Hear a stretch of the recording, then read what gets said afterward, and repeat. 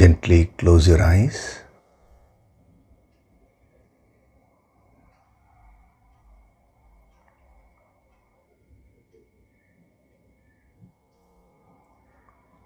Do deep breathing.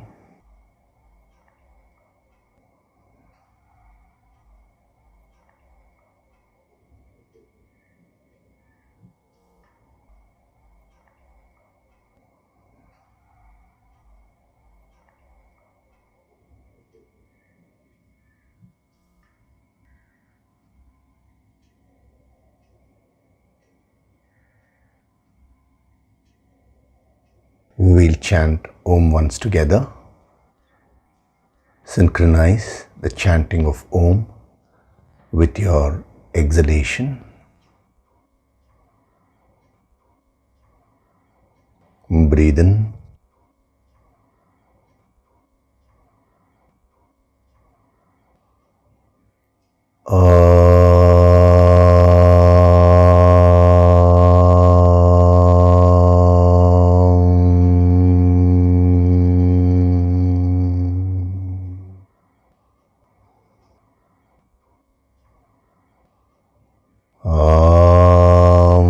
Sahana vavatu, sahanau bhunaktu, sahaviryam karavavahai, tejasvinavaditamastu ma vidvishavahai.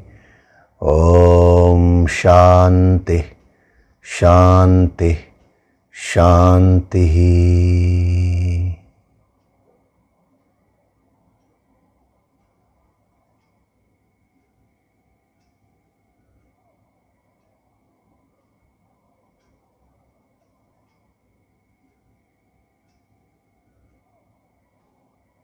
Gently open your eyes.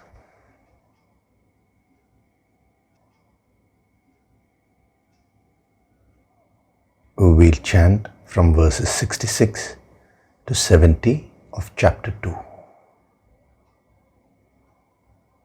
Nasti buddhirayuktasya, Nasti buddhirayuktasya, nachayuktasya bhavana, nachayuktasya bhavana, nacha bhavayata shantihi, nacha bhavayata shantihi, ashantasya kutah sukham, ashantasya kutah sukham, indriyanam hi charatam, indriyanam hi charatam, yanmano vidhiyate, yanmano vidhiyate, tadasya harati prajñam, tadasya harati prajñam, vayurnavamivambhasi,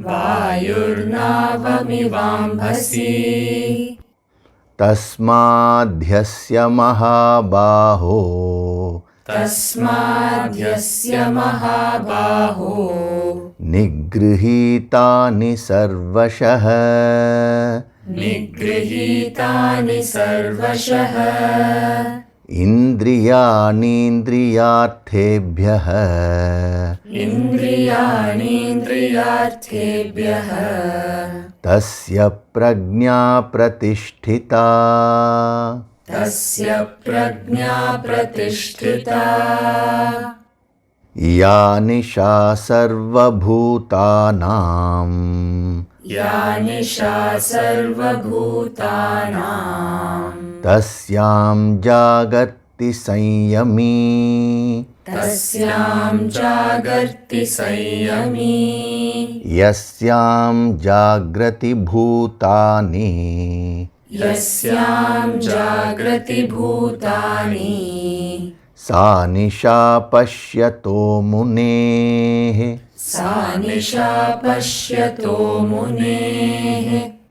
apuryamanamachala pratishtham, apuryamanamachala pratishtham, samudramapah pravishanti yadvat, samudramapah प्रविशन्ति यद्वत् तद्वत् कामायं प्रविशन्ति सर्वे तद्वत् कामायं प्रविशन्ति सर्वे स शान्तिमाप्नोति न कामकामी स शान्तिमाप्नोति न कामकामी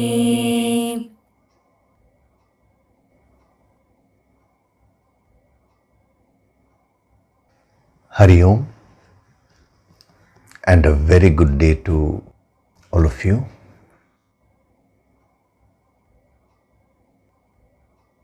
So last week we were seeing the various dimensions, the deeper dimensions of Shanti.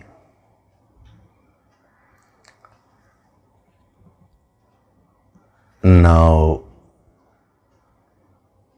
as I was telling you,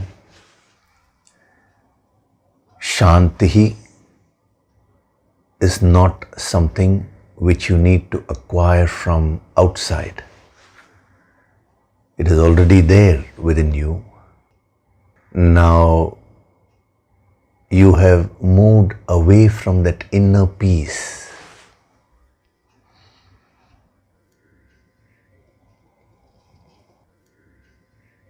The sadhana which we are doing is the inward journey. See, we have to use some word, so we are using the word journey. But otherwise, it is not journey in the sense of moving from place A to place B. It is an inward realization. Realization means something is already there. You are not realizing it today.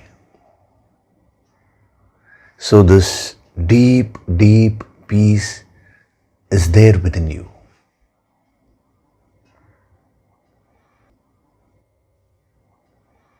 Actually, even though you don't know that you are disconnected from it, unconsciously, that is what is prompting you to do various things today in life. Everything which you're acquiring, every action which you're doing is only aimed towards making yourself more peaceful, more happy. The moment you feel something will disturb your peace, you automatically avoid it.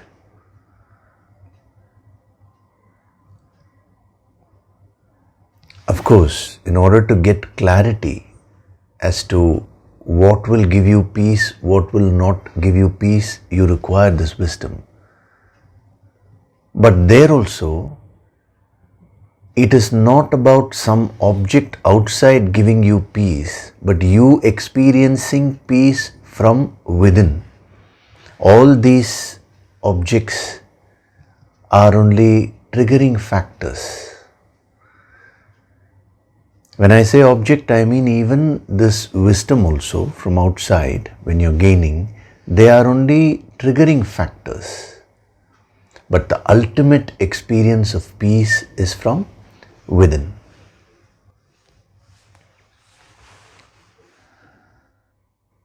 So what is he saying?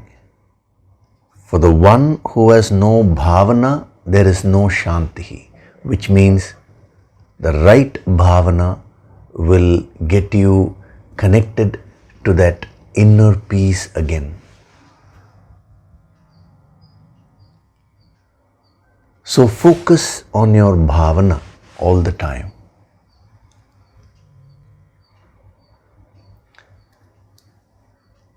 In spirituality, the only thing which is seen is the bhavana. All other external practices actually mean nothing if the bhavana is not okay.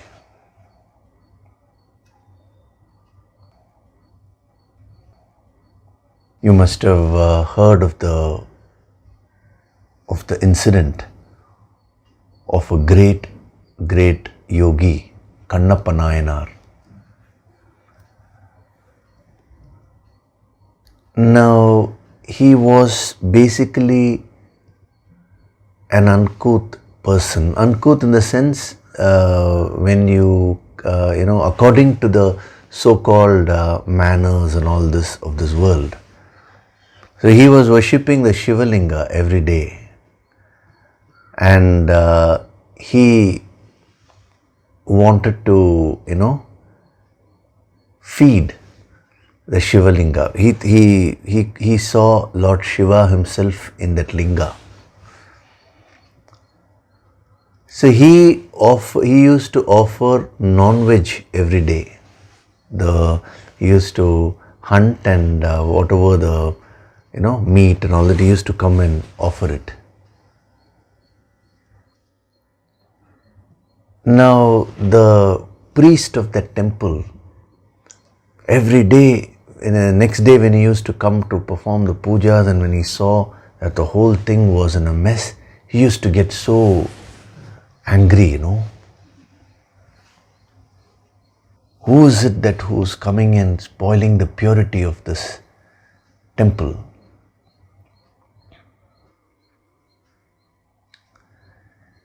So one day what the priest did was that he prayed. He used to pray to Lord Shiva saying that, please don't allow this. Then Lord Shiva came in his dream and said, tomorrow morning at this time you come to the temple, you will be able to see who it is.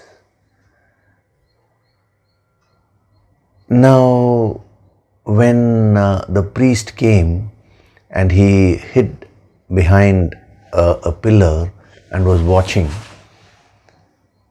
so Kannappan, he came, and Lord Shiva wanted to show the depth of devotion which he had to the priest. So what happened is, the Shivalinga was there, and suddenly the two eyes of the Shivalinga, from one eye, the blood started coming. And when Kannappar saw that, see the name Kannappar means, after the story you will know the significance. After that only he got that name, but we were so used to calling the great saint with that name that the initial name nobody remembers. So what happened is, when he saw blood coming from Lord Shiva's eyes, now he was so upset. He said, my God, Lord, somebody has injured your eye. So what he did was, he tried to stop the blood, but the blood never stopped. So then what he thought was, see, I have two eyes. Now one eye of my Lord is damaged. So let me take out my eye and give it to him. And to the utter surprise of the priest, he took an arrow and he pierced his eyes and took out his eye, one eye, and he kept it on the Shivalinga. The moment he did that, the blood stopped. The priest was just amazed to see his devotion. But the incident didn't end there. The moment the blood stopped coming from one eye, the Shiva Leela was such that the other eye started bleeding.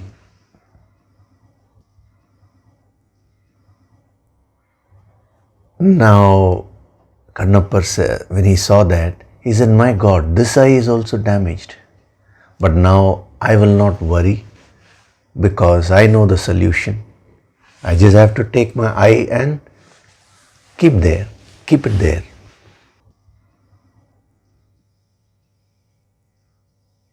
So he took the arrow and he was about to take the other eye. But then this doubt came in his mind. Now supposing I take my other eye also out, then I will become blind. Then how will I know where I need to place this eye? So he thought, okay, let me just keep one hand on the eye and then let me cut my other eye. But then again this question came, if one hand is going to be kept there, I cannot use just one of my hand to pierce and take out the eye and all that. I require both my hands. So what shall I do? He was very confused. Then an idea struck him. He said, yes, I know what to do. He took his leg and placed it on the eye of the Shivalinga. He said, now both my hands are free to remove this eye. So he took the arrow and he removed his other eye, keeping his leg on the Shivalinga. And he placed it there. Of course, this was all a play of Lord Shiva to show the priest what is the depth of his devotion. And the priest was completely humbled. He was flabbergasted. Because a person, who didn't even think, my God, what will I do if I lose my eyes? He wanted to offer everything to the Lord. Of course, Lord Shiva then appeared, and again Kannappa Nayanar's eyesight was restored, and the priest came and fell at Kannappa Nayanar's feet. He didn't even understand why the priest was falling at his feet. He said, no, please don't fall. I am just an ordinary person. I am a very low person. You are all great people. He was so humble that he didn't even know his greatness. He didn't even know that he was spiritually evolved. He was one of the great saints which India has produced. He didn't know any ritual, he didn't have any knowledge of the scriptures, nothing. But he had one thing, that was bhavana. His attitude, his intention was so pure. His intention was so pure, he was so innocent, that even when he offered the non-veg food to Lord Shiva accepted that. Because remember one thing, God does not accept the object which you offer. That way the entire world belongs to the infinite only. So you're taking one aspect of the world and offering it to God, thinking this is my offering. That itself is ego. What is there to offer to God? How can you offer anything? So it is only the bhavana which matters. So whenever you offer something, whether it is a flower, whether it is a fruit, whatever it is, your bhavana reaches the infinite, not this object. This object already is a part of the infinite. You see, we are never owners of anything in this world. Again, don't get the moral of this incident wrong. Now you just do anything you want and say my bhavana is perfect. Please don't do that.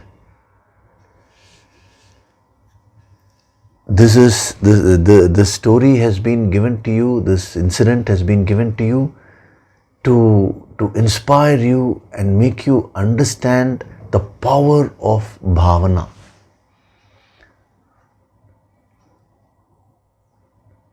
So if you want the experience of God realization, purify yourself. Make yourself very, very innocent like a child. So every aspect of Shanti is given by the bhavana. If you have the right bhavana, your mind will start getting pacified, allayed. You will experience calmness whenever you want to experience calmness. When you have the right bhavana, you will experience a tranquility. You will feel very, very much at ease with yourself. All those dimensions which we saw of Shanti. When you have the right bhavana, you will attract positive things. Every second will become auspicious for you.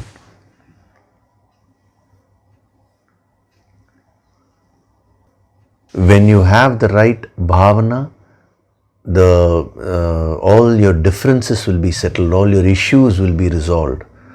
Your karmas will get burnt up. How? See, last week I told you, to burn up karmas by one's own efforts alone is next to impossible. You require the help of Guru Shakti. But help is never, help doesn't come just because you ask for it. You need to purify yourself, your intentions. When your bhavana is very pure, the Guru automatically gets attracted to the student. See, the Guru also never sees whether the person is intelligent or knowledgeable or wealthy or this, that. All these are not factors. The factor which the Guru sees is the person's intention right. Now, when the person's intention is pure, the Guru Shakti automatically flows to that person, to that student. And the combination of the Guru Shakti and the personal sadhana will help in burning up all the karmas.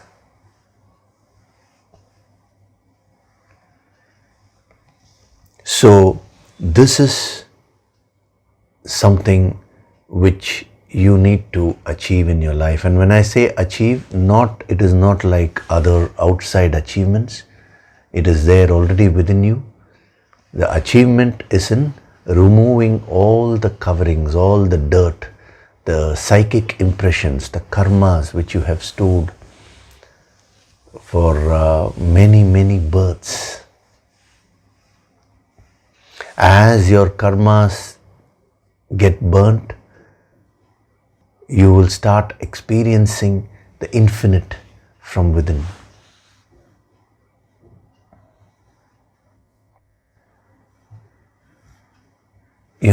The burning up of karmas actually that makes you very, very pure from inside.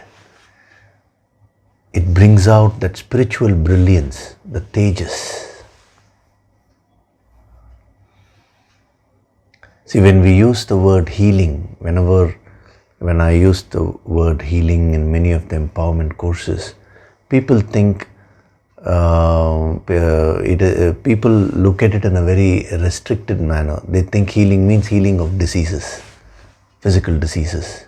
No, the real healing is burning up of karmas. If you just want to heal your disease at a superficial level, it will not work.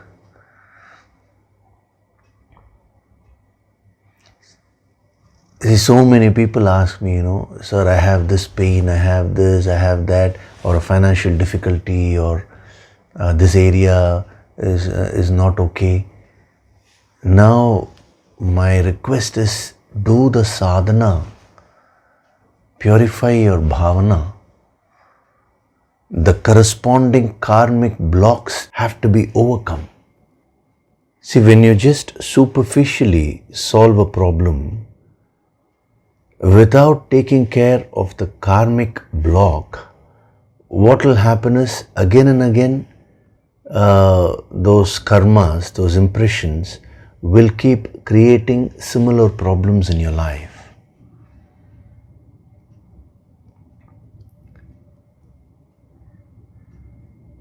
That is why, I always suggest people who get divorced and who marry again, I always tell them, do sadhana for a while and remove all those impressions from within before you go into the next marriage, because the impressions which are stored within can again create problems in your marriage. A person who is facing a lot of issues in work without solving the problem from within, if he merely changes his job, he will find the same issues surfacing in the next job also. Same issues means similar issues, that is, the same kinds of issues will come. That is why this dimension of Shanti, that is resolving all the issues by burning up your karmas, by burning up all your psychic impressions, is so important as far as spiritual growth is concerned. As your impressions start reducing, what will happen is automatically your mind will become meditative. With a peaceful mind, you will be able to focus much better. So, for the one who has no faith, there is no peace. Nacha abhavayatah shantihi. And then he says, ashantasya kuta sukham. For the one who has no peace, no shantihi, how can there be sukham, he says? How can there be happiness?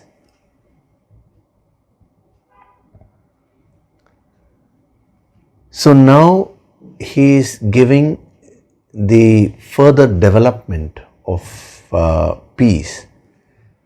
See, when you're peaceful from within, you are in a position to enjoy your life. Sukham means happiness. We have translated it as happiness. Happiness means worldly happiness and spiritual happiness. See, these are just words. Generally, the Sanskrit word sukham is used to indicate worldly happiness only. That is, whenever you gain happiness from using some object from the world, we call it sukham. But the same word can be used for spiritual happiness also, because in the scriptures they also qualify the sukham and say parama sukham, means supreme happiness, referring to the happiness of the infinite. The usual word used for spiritual happiness is ananda. Ananda means that higher bliss which comes from within.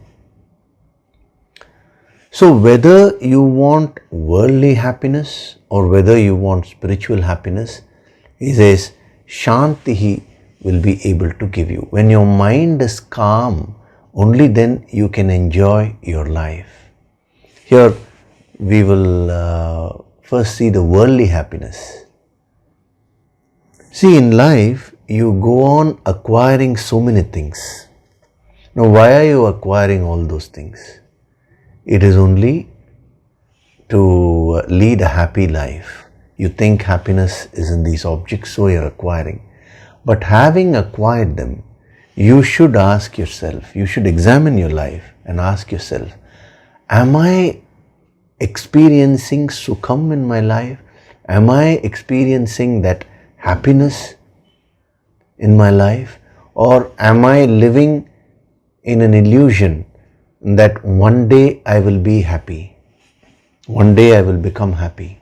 Let me first acquire all this. After retirement, someday I will enjoy everything. Are you living under that illusion? 99.99% of the people are living under that illusion only.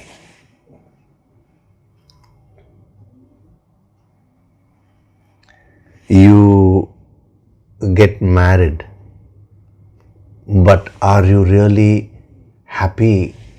Are you getting that full-fledged happiness from that marriage? You are doing your work. Are you getting that full-fledged happiness from your work? Every aspect of life you have to see. Sukham means from all areas of your life. Health, wealth, relationships, career, everything put together. So it is not enough if you just merely acquire things in life, but you need to have the right frame of mind to enjoy your life. When your mind is in a good condition, then even minimum things are enough. You will still have that sukham, you will experience that sukham, that happiness. When your mind is not in a good condition, you may have everything in life, but you will be in a state of dukkham. Dukkham means sorrow. So, shantihi gives sukham. The opposite of shantihi is ashanti. Ashantihi gives rise to dukkham, sorrow.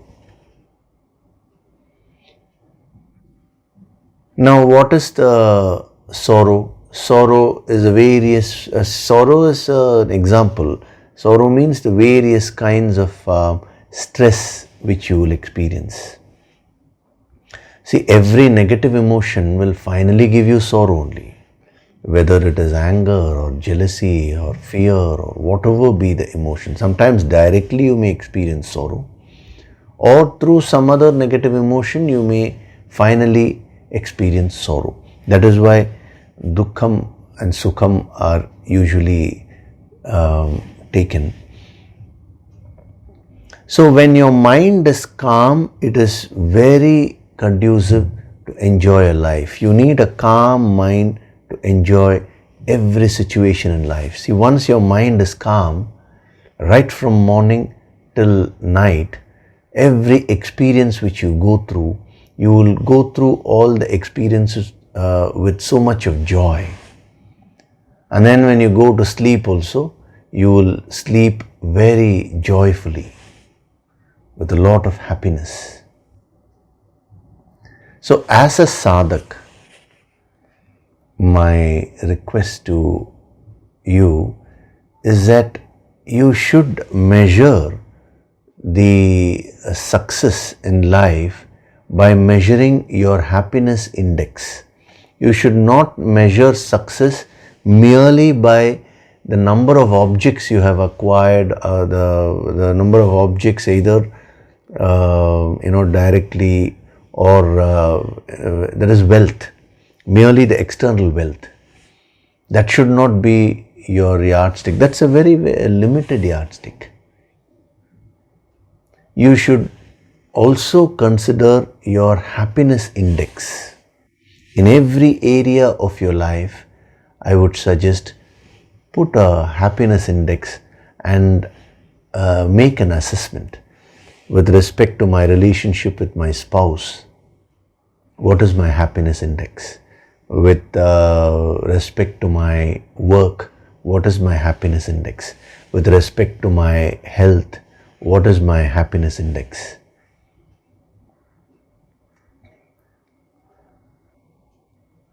The moment you do that, that will give you so much of clarity, because ultimately you are functioning in all these areas of life in order to increase your happiness only. But somewhere down the line you forget the very purpose for which you started this whole game. And you get so involved in all these things that after a while you pick up all the wrong things, you do all the things which actually make you so sorrowful, but you are unable to leave it, leave all the negative things, because it has become a habit,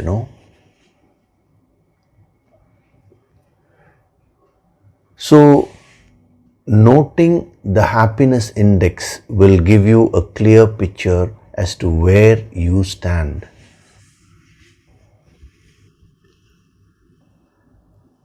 Long back, a very successful businessman, when he had come to me for some advice, I asked him to do this, write down the happiness index, because he had spent about almost 30 years full time in business, and he had acquired so much of wealth in every sense of the term. He had many houses, and he had a family, everything was there. So when I asked him to put the happiness index in each and every area, to his utter surprise, he found that his happiness index was very, very low. He had so much of wealth, but he was unable to enjoy even a little bit of his wealth. Why? Because his mind was so stressed. The business stress was very high.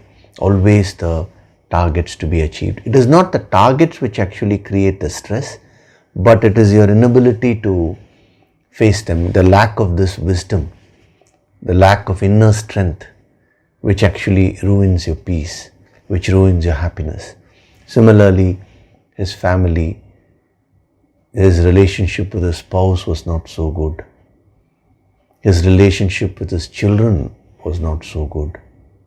He hardly spent time with them. And even when he used to go on holidays, his mind was always stressed, thinking about what is happening in his business.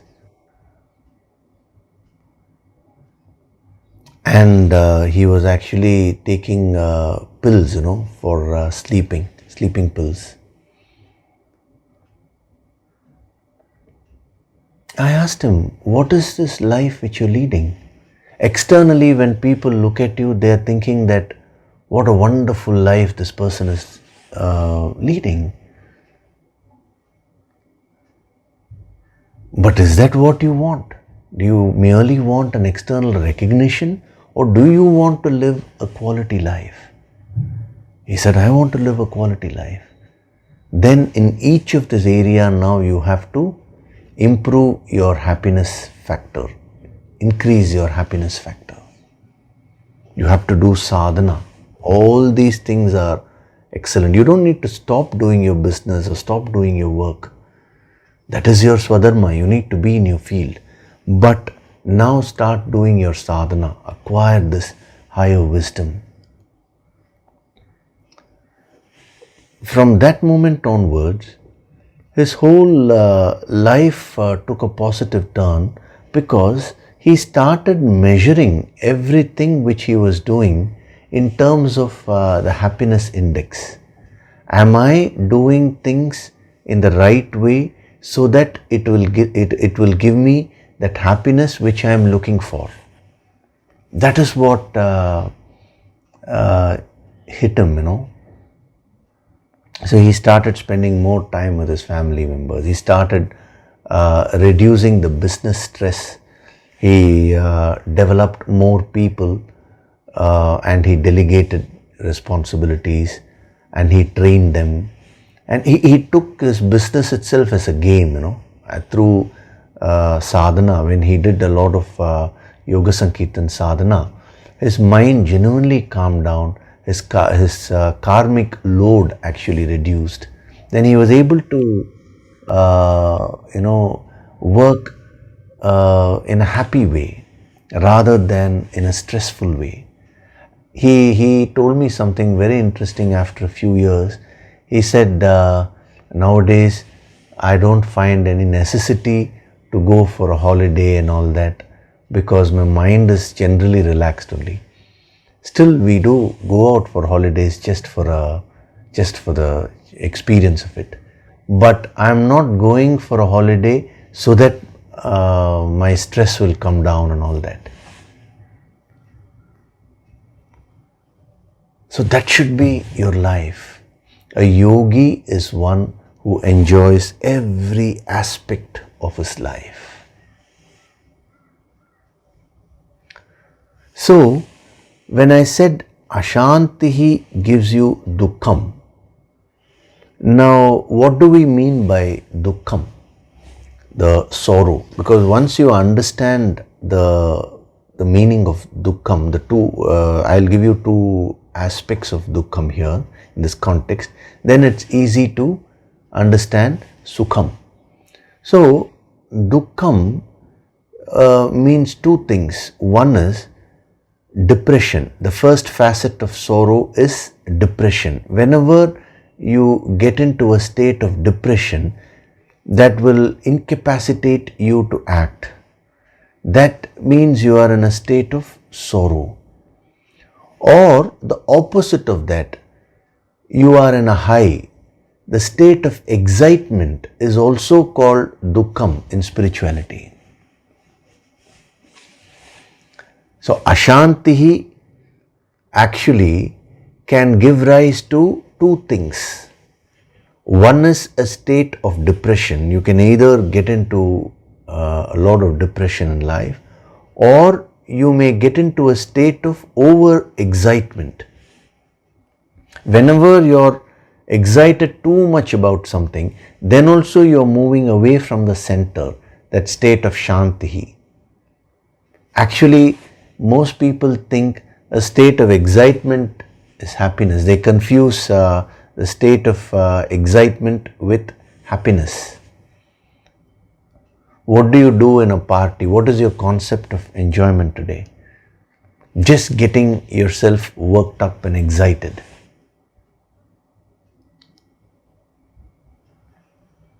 From a spiritual point of view, whenever you are in any extreme, it is a state of dukkham, sorrow. So, sukham means neither going down in depression nor jumping with excitement.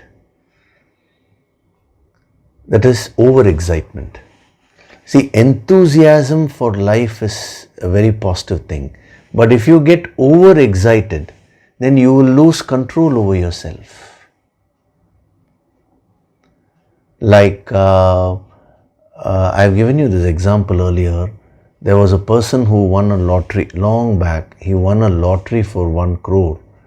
And the moment he heard that news that he had won the lottery, immediately he had a heart attack and he died. Because he became so excited. So whenever you are in a state of excitement, that excitement will not allow you to enjoy in a calm way. Whenever you are in a state of depression, that depression also will not allow you to enjoy your life in a calm way. So through sadhana, through the Yoga Sankirtan sadhana, resolve all your issues by releasing your the karmic factors and start getting to the center, a calm mind and a happy life. Just absorb that energy first. See, whatever is being given here, if you start absorbing them, slowly you will start living them. This is the very purpose of your life. That is, the purpose for which you're doing various things is Shantihi and Sukham only. So first worldly enjoyments, and then the Parama Sukham means Anandam, that is the bliss of the infinite. If you can't even enjoy the world, how can you enjoy the bliss of the infinite? Most people come to spirituality because of some sorrow in life. They think spirituality means escaping from life. No, spirituality means living your life fully, enjoying it completely. See, only when you enjoy things in the world, when you meditate and move up further, your mind will not again look down, because you would have led a very fulfilled life. Otherwise, when your consciousness is rising, suddenly if you get a thought, my God, I didn't experience this, again your consciousness will, but it will just come down. That is why in the Bhagavad Gita, Krishna says, suppressing the mind will only lead to frustration. He says you will have to slowly pacify the mind. So, Shantihi gives you Sukham. First, the worldly enjoyment, which is the finite Sukham, the finite happiness, and Parama Sukham, the higher happiness, the infinite happiness. So this prepares you at the relative level, it also prepares you at the absolute level. So as far as the practical sadhana is concerned, whenever you move into a state of Ashantihi, you need to be a little careful. How do you know whether you're moving into the state of Ashantihi? Ashantihi will produce one of these two. Either you will feel very low, depressed, or you will feel overexcited. When you're getting into either of these extremes, just do some deep breathing and get back to the center. It's a habit only. It's a sadhana. Anything can be perfected if you put in the right amount of practice.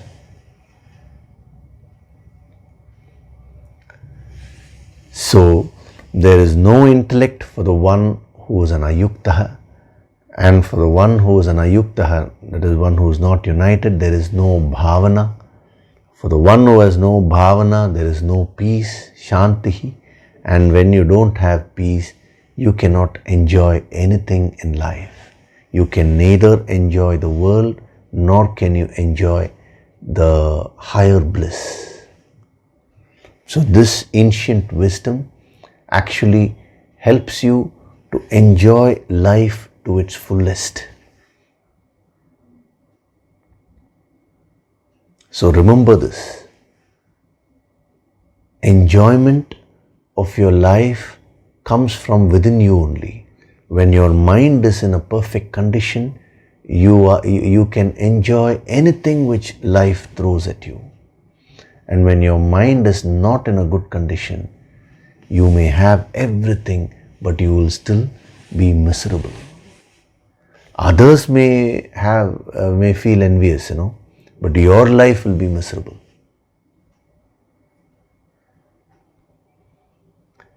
Now, before we go to the next verse, I did mention to you last week a very, very interesting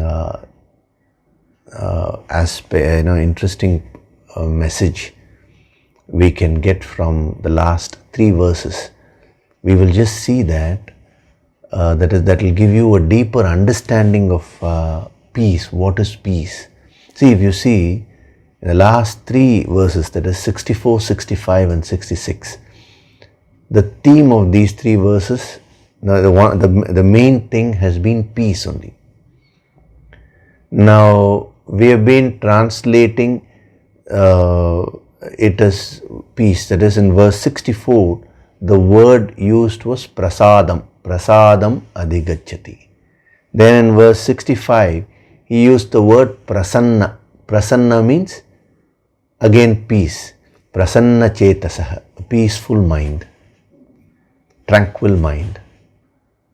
Then in this verse number 66, again the word used is Shantihi. Translation, peace. So 3 different words have been used in 3 verses to indicate the same concept. Through the yogic approach, we'll penetrate a little bit because you get a lot of sadhana tips from there.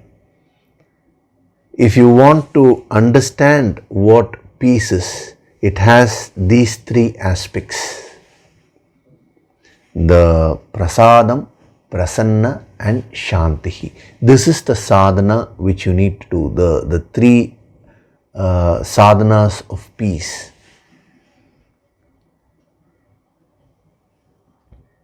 In verse number 64, prasadam. Prasadam means considering everything as a gift of the infinite, gift of God.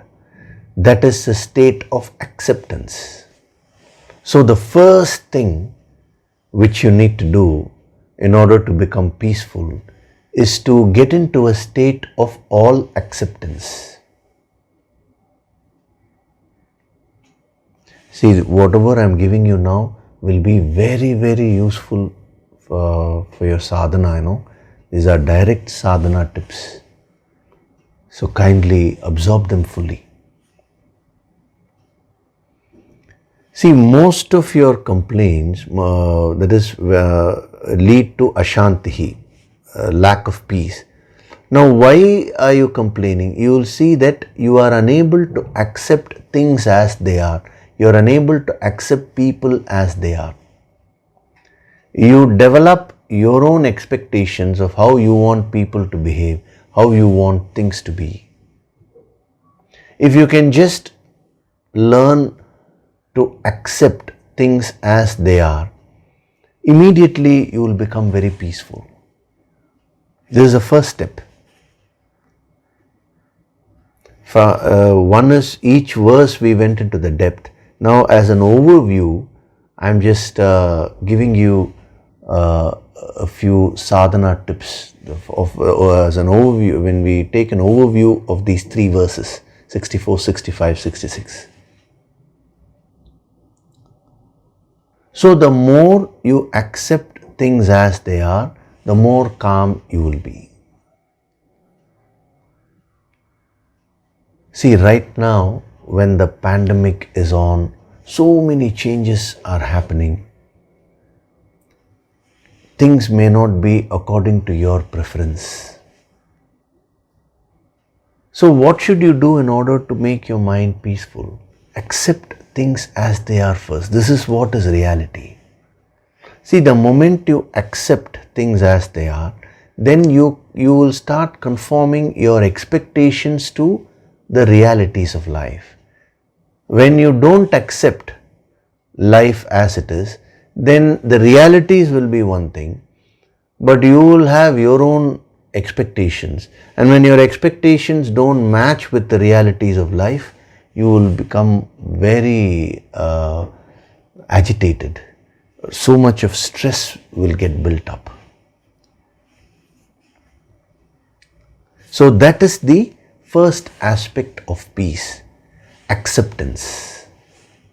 I accept others as they are. I accept myself as I am. See, accepting oneself is a very difficult thing. Deep down within you, you always feel imperfect about yourself. If you want to grow spiritually, accept yourself as you are first. This is the first step.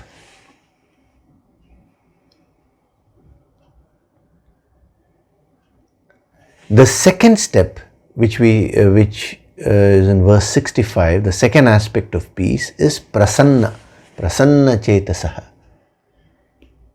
Prasanna means brightness, actually. So the moment we say acceptance, your concept will be passivity.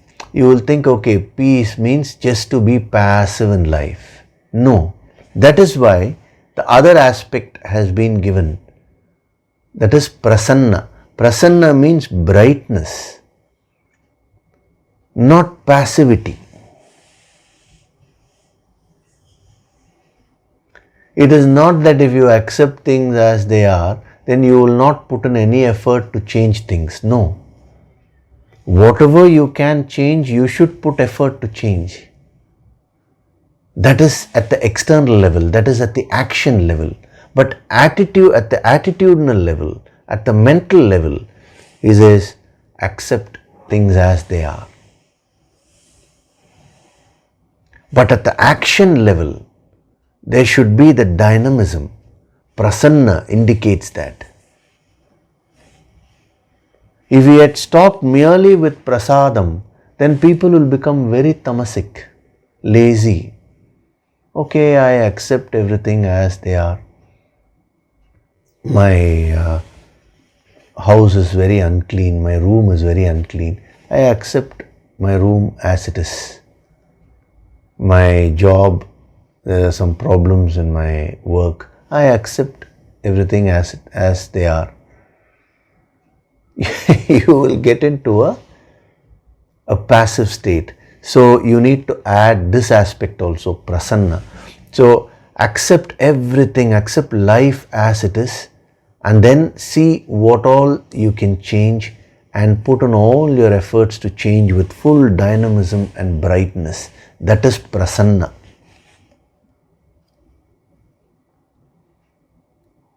When we had the 10-day healing course, it's available online. At any point of time, you can always go through that course again. It is available for anyone to to get the benefit. Now, in one of the sessions, I had mentioned that is focus all your energies on what you can control. Don't focus on your energies on what you cannot control. So when you don't accept things, you will constantly be complaining. So if you want to become peaceful, move from a state of complaining to acceptance. And then the second aspect, which is prasanna, that will give you that energy, that calmness to be able to handle the challenges of life. When I am saying accept the other person as he or she is, I am not saying now you allow the person to hurt you and all that. No. Where you need to protect yourself, of course you protect. But why do you need to lose your peace of mind over somebody else's behavior? See, among all the animals and other creatures, we've practiced this. We accept every creature as it is. We know a scorpion means a scorpion will sting. Supposing a cow is there, means the cow will be very gentle. So we clearly assess. So we will go and pat a cow, but you will not go and pat a scorpion. But that doesn't mean you're going to hate the scorpion. From a distance you will enjoy. A snake is there, you will not go and hug a snake because you know that the snake can actually bite. So you accept every creature as it is, and as a result of which you know how to deal with all the creatures. But when it comes to fellow human beings, you are unable to accept. You have certain expectations and you expect everybody to behave according to what you are expecting. So reverse the process. Number 1, prasadam. Number 2, prasanna.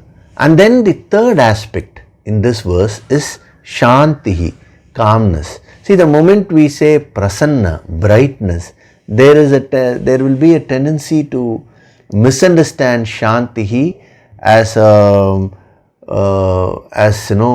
excitement.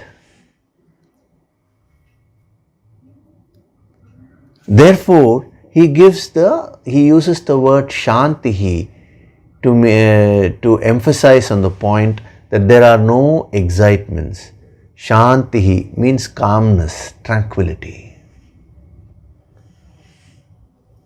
So these are the three aspects which you need to master. See, when we did the individual verses, when I explained about prasadam, I gave you various dimensions of prasadam. Then same thing with prasanna. And then shantihi, last few weeks I've been getting into real depth.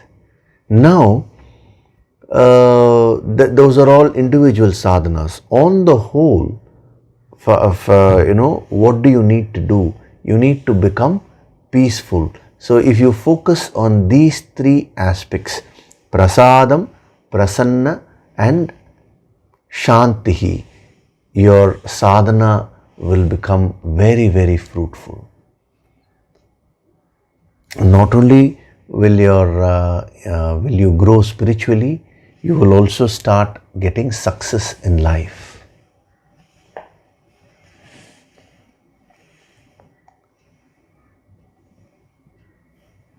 So acceptance is one aspect which will immediately give you that peace, and it will give you the strength to be able to correct situations wherever you can correct. That is prasanna, that brightness, that dynamism. But at the same time, prasanna doesn't mean now you become over excited. Shantihi, do things in a calm way. So as a sadhak, if you are able to focus on these three aspects, then you will become a very, very peaceful person. These are the three aspects of peace which these great masters have given you. Start doing your sadhana. Start mastering this science, the science of inner mastery,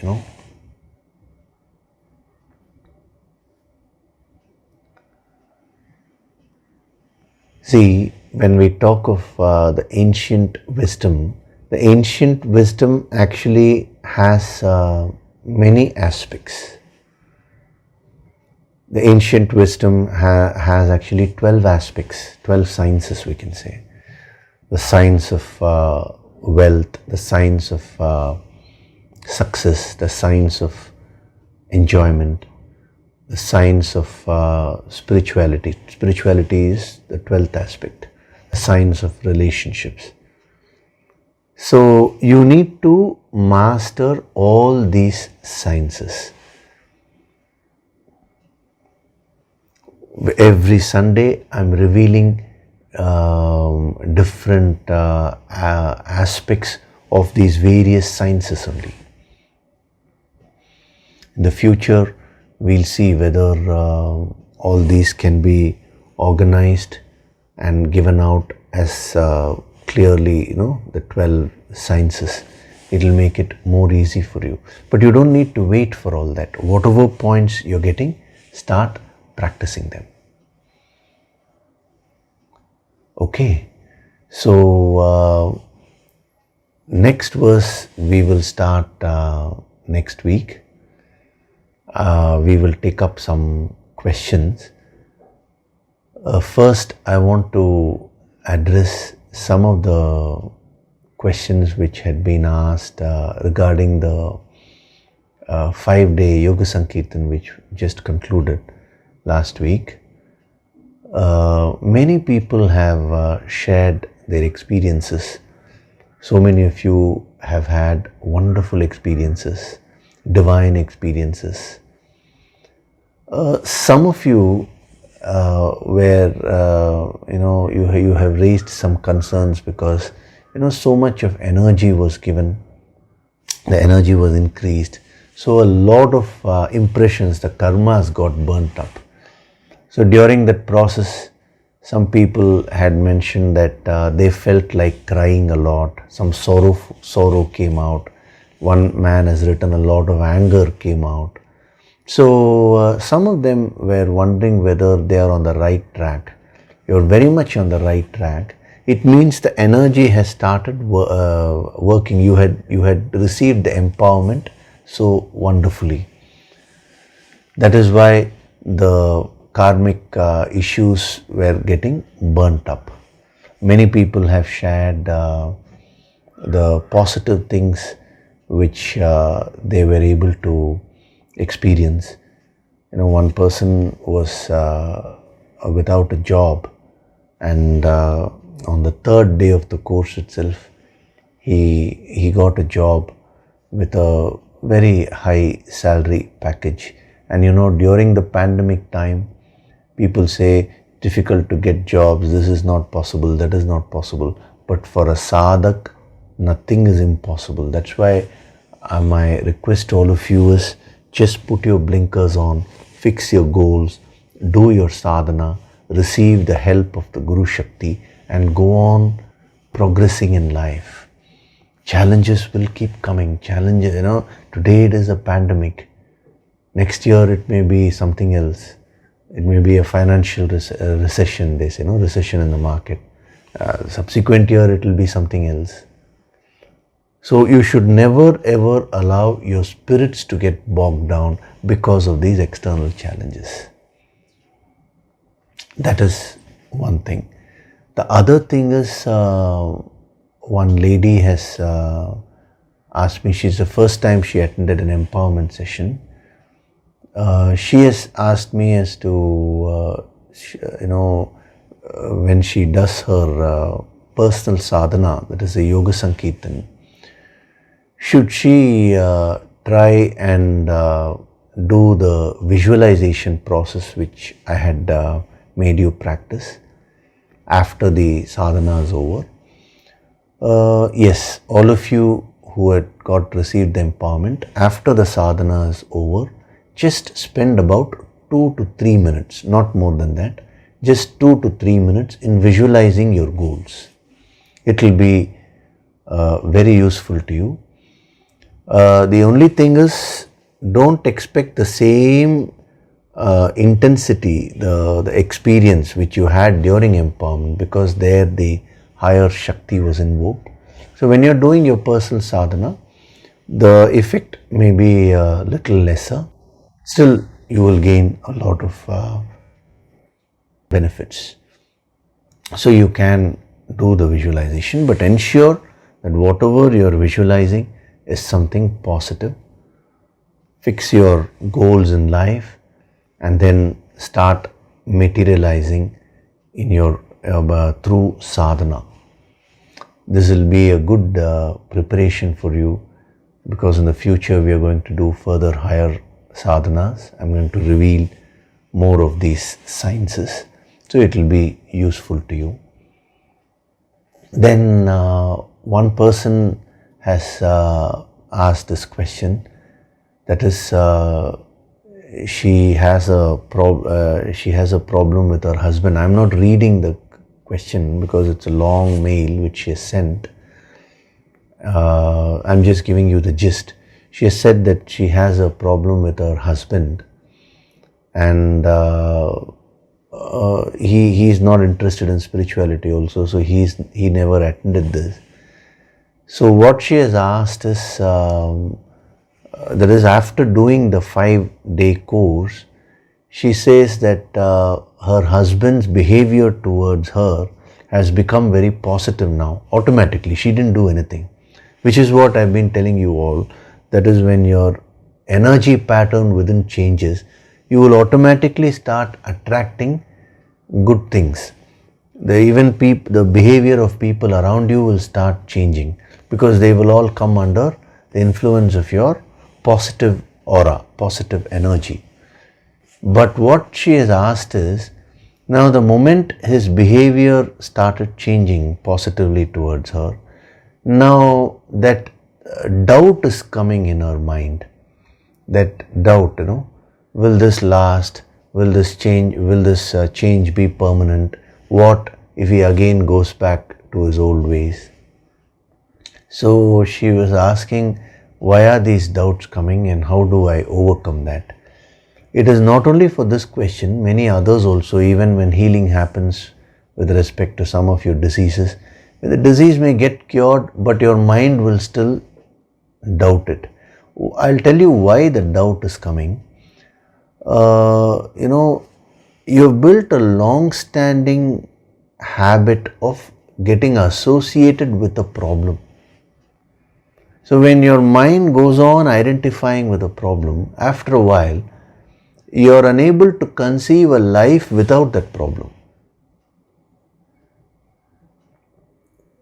You feel that problem is a part and parcel of your life. So when that problem gets healed, that area of your life becomes better, your mind is unable to believe it because it has got used to something. It has got used to the issues for many years actually. So this will naturally come. So that is the time where you need to exercise your thinking. You need to practice this wisdom. That is, tell your mind that you should now start believing in your experience and reality. The reality is that your husband's behavior has changed, but your mind is still hanging on to the memories of the past. So I would suggest that you just do some deep breathing and release those memories from your system and say, this is what is reality. 100% I accept the positive change in my life. Similarly, some others would have had some pains or some diseases which may have got cured, which may have got healed. Now again your mind will not have belief in the experience. It will be attached to the previous pain only. So you just do some deep breathing and suggest to yourself, I let go of the past memories and I fully accept whatever I am experiencing in the present. So the moment you do that, you will find that this will now start forming a habit. That is, you will start forming this new habit of accepting the positive changes in your life. It's a very, very relevant question for all the sadhaks, because everyone who is putting in that effort, who is doing the sadhana, everyone who is attending these Sunday discourses and also doing the personal sadhana, attending the empowerment courses, will experience positive things in life. But sometimes the mind is so attached to the past experiences that it is unable to believe the reality. So this is a habit which you need to build. From this moment onwards, train your mind to believe in your experience.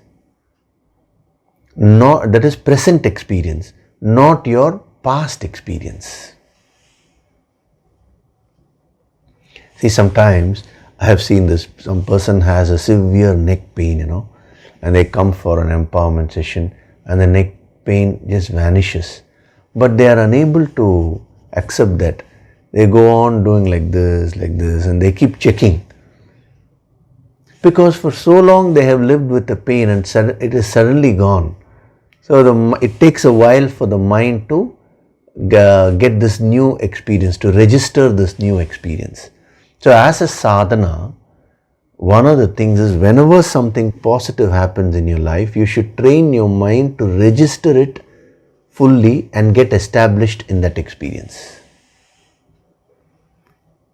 So if you're finding that difficult, use the deep breathing technique and release the past habit, that is the past association, and fully, just suggest to yourself, I accept all the positive changes in my life 100%.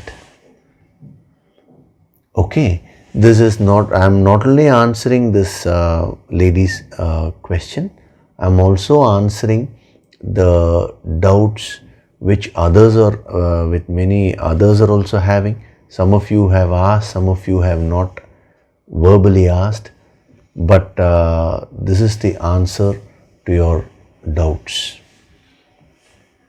So if you don't practice this, then again you're allowing the mind to go back to the past. You're creating a karma, again, by associating, by allowing the mind to associate with the problem again and again, when actually you have received a solution.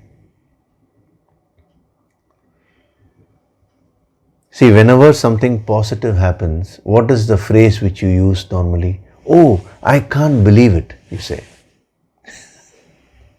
See, when you're using that phrase, I can't believe it, it is a reflection of your subconscious mind. What your subconscious mind is believing in. The tendency is to believe in the past problems only. So when something good happens, immediately, everybody says this, oh, I can't believe it. So don't use that phrase. Instead say, how, it is so wonderful that this is happening, so I accept it fully.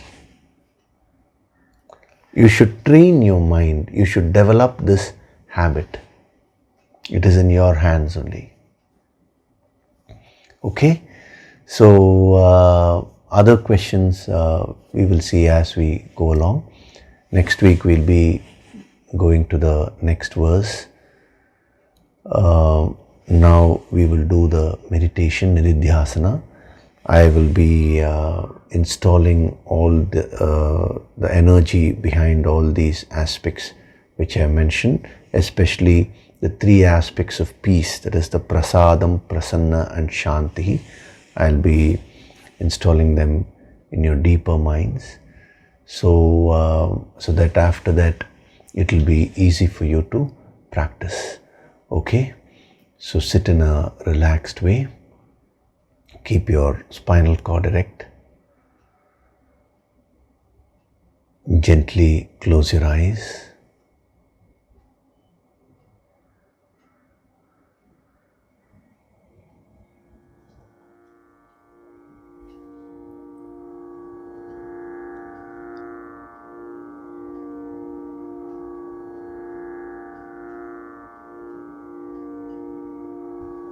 Do deep breathing.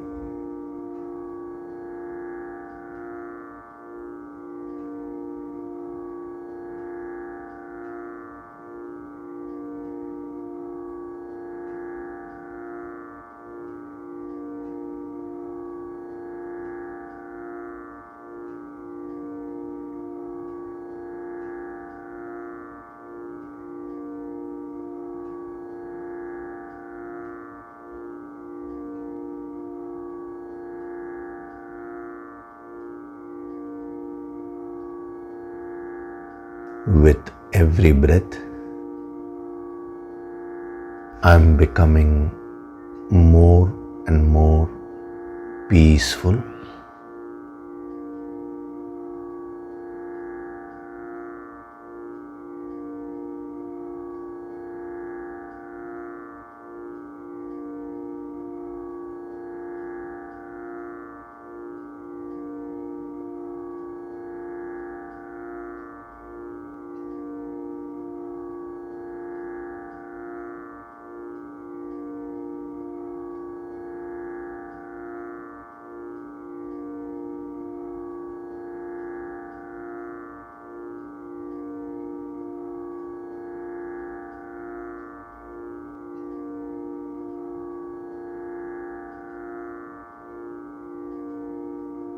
Each and every cell of my body is experiencing total peace.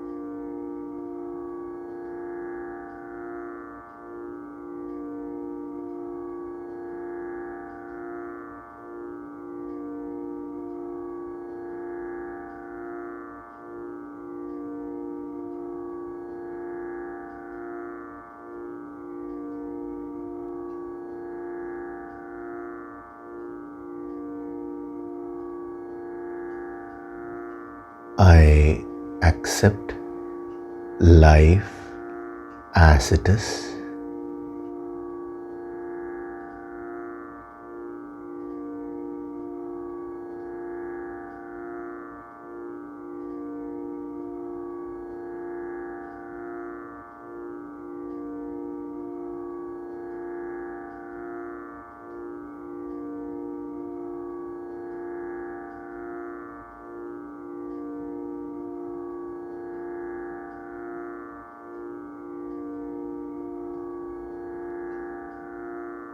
I accept myself as I am.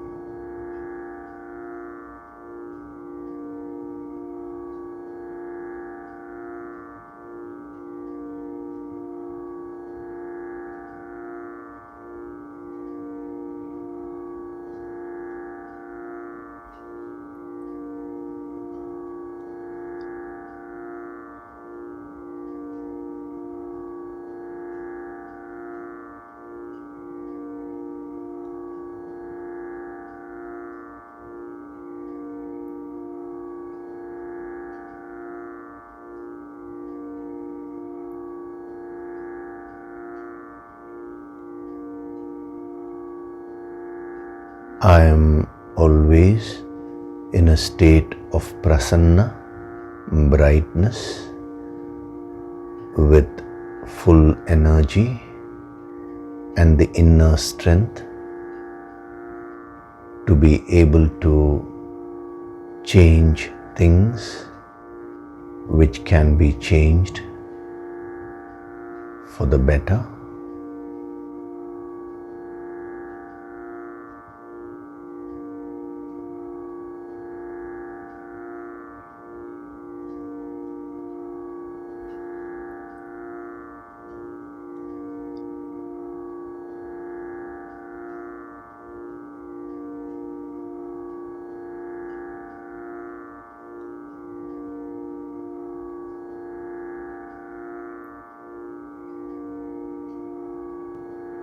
I am in a state of shanti, total calmness.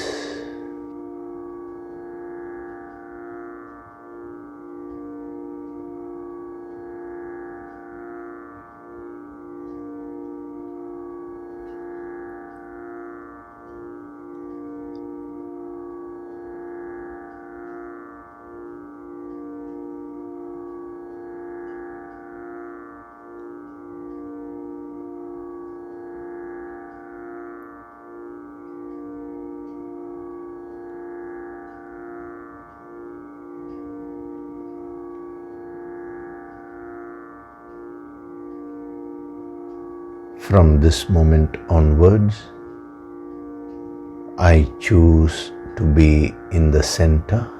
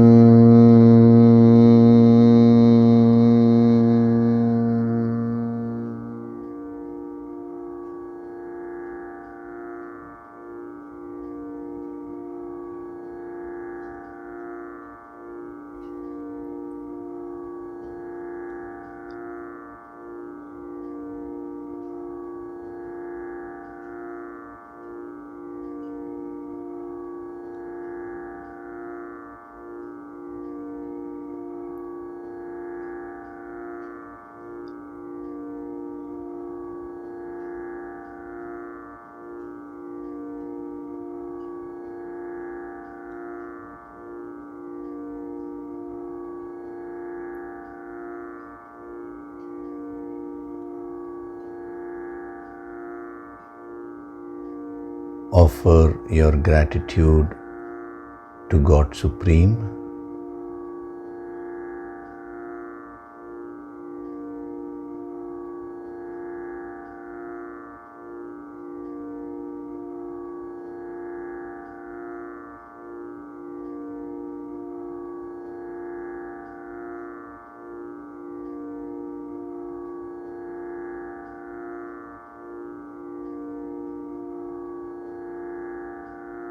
Offer your gratitude to your Guru and all the holy masters.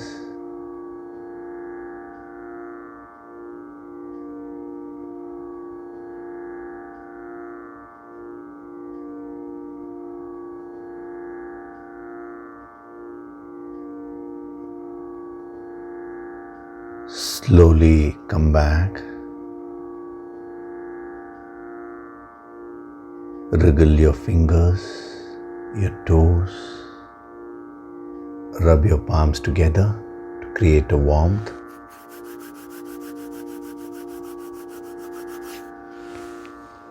Cup your eyes with your palms.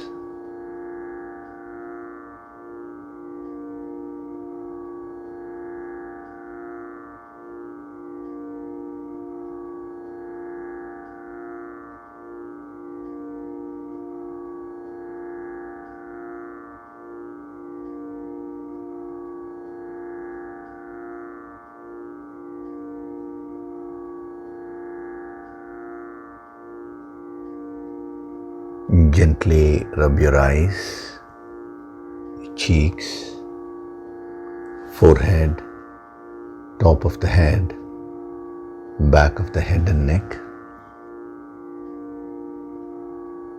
Slowly open your eyes.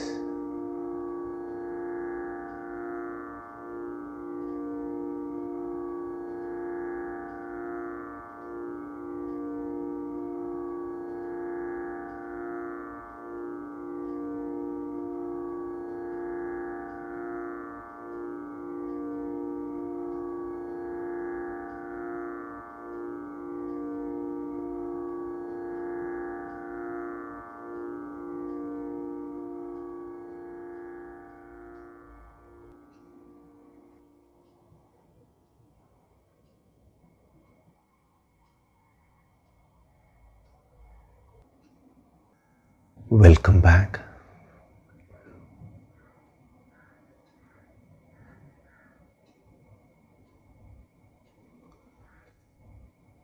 So this is what spirituality is all about.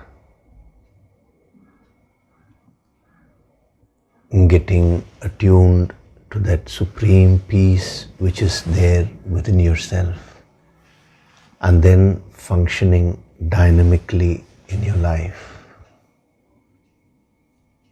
Without this inner peace, when you function in life, you will become excited, that will agitate you. Now, without that dynamism in life, if you merely focus on the inner peace, you will never be able to do your duties and complete your experiences. That is why this combination is very, very important.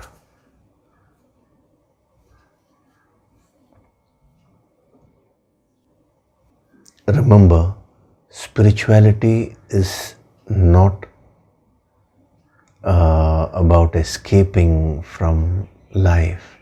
Spirituality is in experiencing divinity in every aspect of your life. It's very easy to escape. But you can escape externally, but how can you escape your own mind? The impressions, the karmas are there, no? So wherever you go, again and again, the challenges will be created. So the best is to gain this wisdom and do your sadhana. Once you start doing this, you will experience so much of peace within, and you will get that strength to function in life.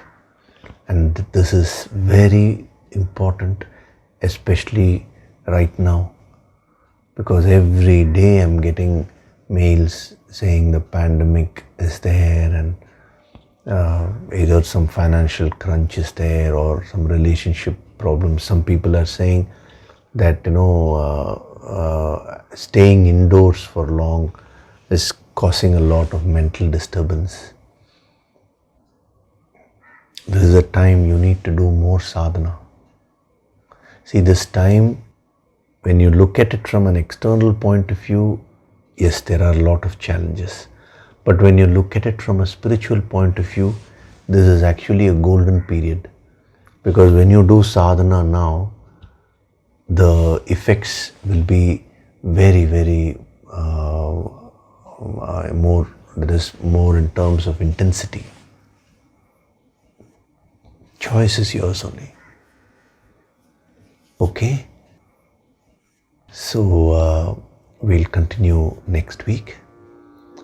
Thank you very much. Hari Om.